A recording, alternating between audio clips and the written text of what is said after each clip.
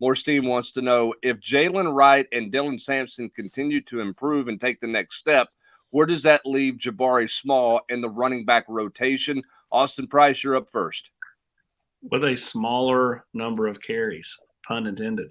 I mean, how much does he lose though, right? Like, I think that he's the one player that, had to be sitting there all spring going, man, it's nice to have the spring off, but watching these other guys have some success is not good for me.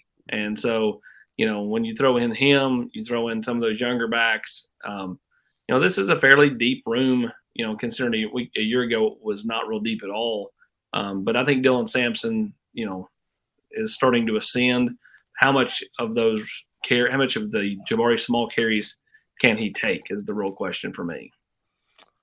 Grant, for me, the interesting thing about the running back deal is when you're going up tempo, you don't rotate within series. Nope. And so if you get the series and you got a hot hand and you get a couple of series back to back, somebody's numbers are automatically going down if you're making first downs because you're just not rotating guys.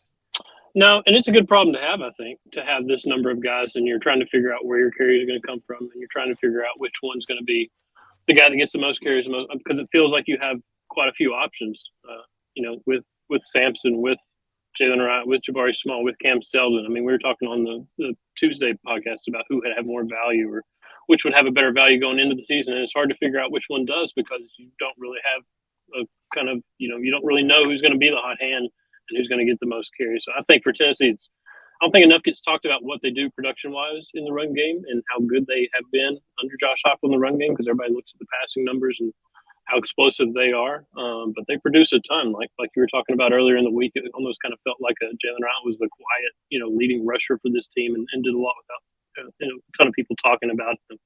So I think it's a really good problem for Tennessee to have that you're trying to figure out where these carries are going to come from for some of these guys. Rob, you better not take a day off if you're a running back.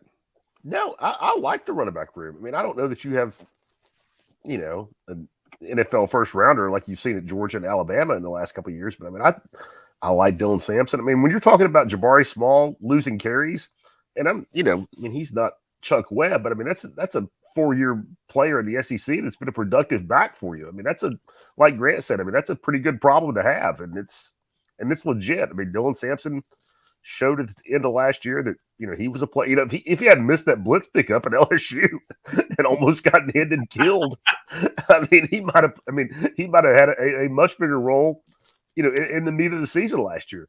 And we've not even talked about Seldon. I mean, I think that's a guy that's, I'm not saying he's going to get 20 carries a game, but I would think you might want to see him on the field.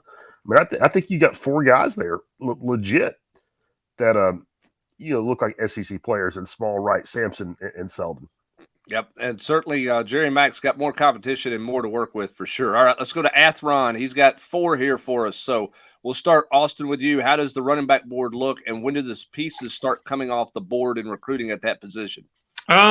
Well, I think, you're looking at a core group of guys that are, Peyton Lewis, Braylon Russell, Daniel Hill, Nate Frazier, Chauncey, I forget the kid's name, he's committed to Florida.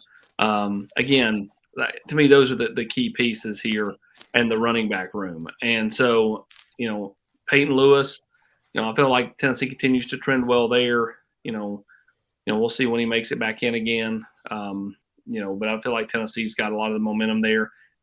I think they have momentum with Braylon Russell. Now, Braylon Russell is going to take his officials in the month of June, South Carolina, Baylor, Tennessee, Arkansas, maybe one more, and then decide July 14th. Daniel Hill should be back in town next weekend for the Memorial Day event. He's not been in a long time. So, again, I keep saying he's this year's version of Noah Rogers, who says he's coming but never comes. So if he shows up, that could change some things because I think Tennessee really likes Daniel Hill a lot. A lot of people have him pegged for South Carolina, but how quick is he wanting to come to a decision? Is he wanting to do something now, or is he wanting to, take some visits, take some officials after next weekend potentially, and then start working towards a decision? And if that's the case, then Tennessee would actually have a real shot there. And then Nate Frazier, I don't see him doing anything anytime soon. I think he's going to take several official visits. all in June, and then into the season, and with the unlimited number. I'm not going to say he's taking 10, but I think he'll take more than 4 or 5, and decide sometime this fall, and then we'll see where it all falls.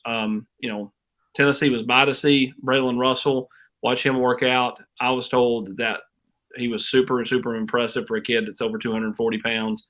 And, I think that one's one to watch long term.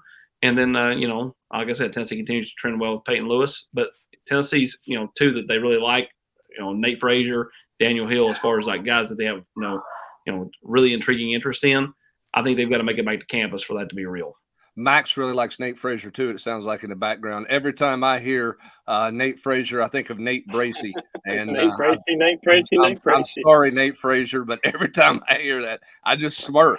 Everybody's wondering, why are you smirking on the podcast? It's for whatever reason. Every time I hear the word Nate Frazier, Nate Bracey comes to mind. And you're thinking about gluing him book covers on with Edgar Coleman. I have no idea why that happens, Grant, but it's just the way it is.